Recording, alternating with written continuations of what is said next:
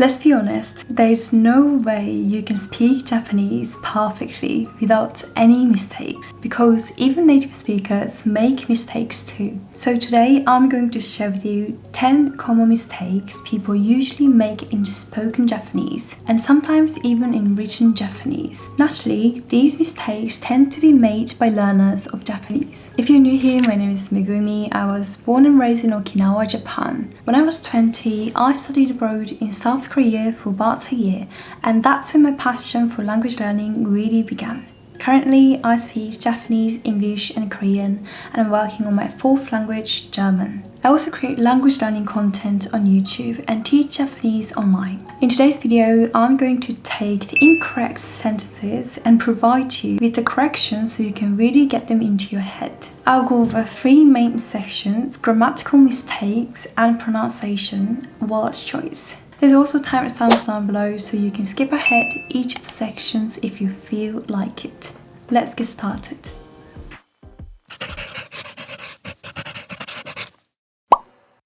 The first mistake is misuse of 誰が and 誰か。今日は誰かに会いたい気分です。今日は誰かに会いたい気分です。It means I feel like seeing someone. By the way, do you hear the difference between these two? The key is in 誰が versus 誰か. They sound similar, so many learners confuse them, but their meanings and nuances are quite different, so you have to be careful. 誰が means who, and it's used in questions. It marks the subject of a question when you want to identify a specific person. 誰か means someone. It refers to an unknown person involved. For example, 誰かいますか? 誰かいますか? The first asks if there's anyone there. The second assumes there's someone there and asks who that person is. You would say 誰かいますか when you want to enter a room or after knocking to check if anyone is inside. You would say 誰かいますか when invited to a meal and want to know who else is attending. Next, let's look at ですから。電車が遅れたですから遅刻しました。電車が遅れました。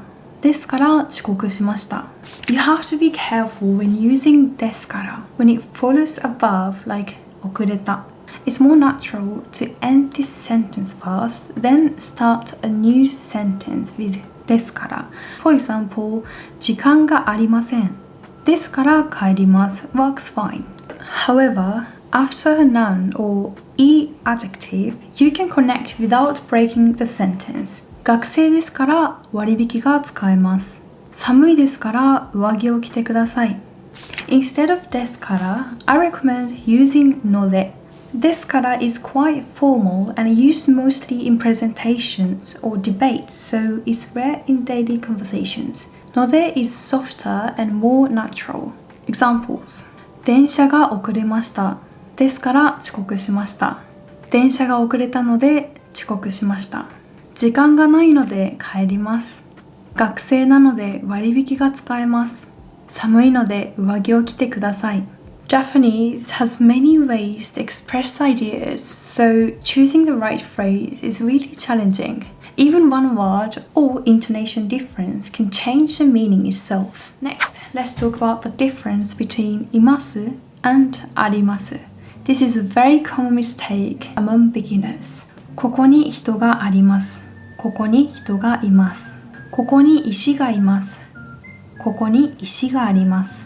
You may have noticed that あります is used for inanimate things, like objects, and います is for living things, like people, animals, or insects. Mistaking this won't usually cause misunderstanding, but native speakers will feel something is not natural. Here's a quiz. What fits in this sentence? ここに Wi-Fi は何々いますか?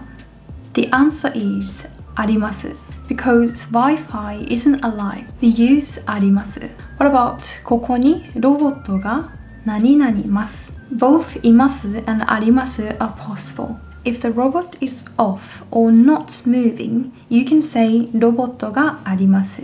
If the robot is on and moving, you can either say ロボットがいます. This is because movement implies lifelike behavior. So, います can be used. Next, let's look at the difference between します and です。日本語を勉強です。日本語を勉強します。私は学生ます。私は学生です。This mistake is common among beginners. です is used after nouns or adjectives, while ます is used after verbs. So all verbs like 食べる、寝る、話す use ます。Everything else uses です。Here's a quiz. What fits in this sentence? 今日は晴れ、何々。The answer is 今日は晴れです。Next is pronunciation. First, the long vowel mark. 彼を食べたいです。カレーを食べたいです。Did you hear the difference? The first sentence means I want to eat him, which is weird. The second means I want to eat curry, which is natural. This long vowel mark is super important in Japanese pronunciation. Other examples include コーヒー、スーパー、ビール。Next, let's talk about the small つ which sounds like a glottal stop. 病院にいた、病院に行った。Did you catch the rhythm difference between いた and 行った? In Japanese, tempo and rhythm, including the long vowel and geminate consonants, are very important. Pronouncing these properly avoids misunderstandings. Next, let's look at the different ways to say father, 父、お父さん、パパ. First, 父 is a formal word, often used in business or interviews. For example, 私の父は医者をしています。父から学んだことは常に誠実であることです。父の影響で私も歴史に興味を持つようになりました。It's used when explaining to others, writing essays, or giving speeches. You might have heard chichi in anime like Spy Family. Anya uses chichi in Spy Family as a part of her cute and exaggerated way of trying to sound serious, cool and mature, like the spy and action hero she watches on TV. She idolizes the idea of being part of a spy family, so she tries to use more grown-up or dramatic sounding language, even if it's a bit odd or old-fashioned. Next, the お父さん. お父さん is the most common in daily conversation. For example, お父さん、今日の夜ご飯は何が食べたい？お父さんが出張から帰ってくるのが楽しみだね。あの人は田中さんのお父さんだよ。お父さん is natural when talking inside the family or about someone else's father. But some people use chichi, but many use お父さん. I personally use お父さん more. Lastly, papa is mostly used by children or within families. For example, パパ、お仕事頑張ってね。パパ、明日も帰ってくるの？パパが買ってきてくれたケーキ、美味しかった。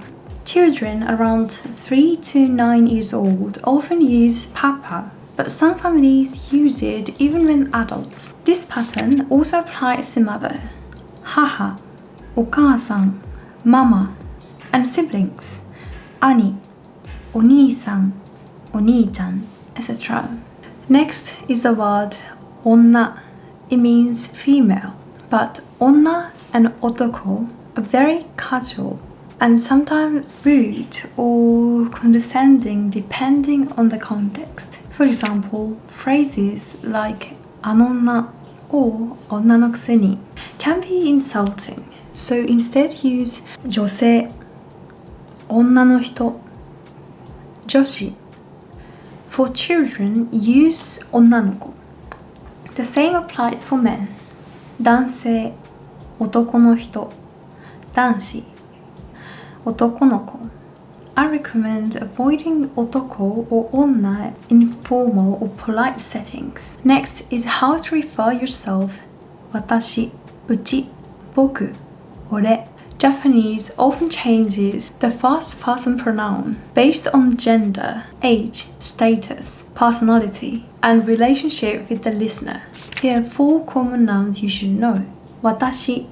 The most common, gender-neutral, polite, used in business, formal situations, and by women in daily conversation.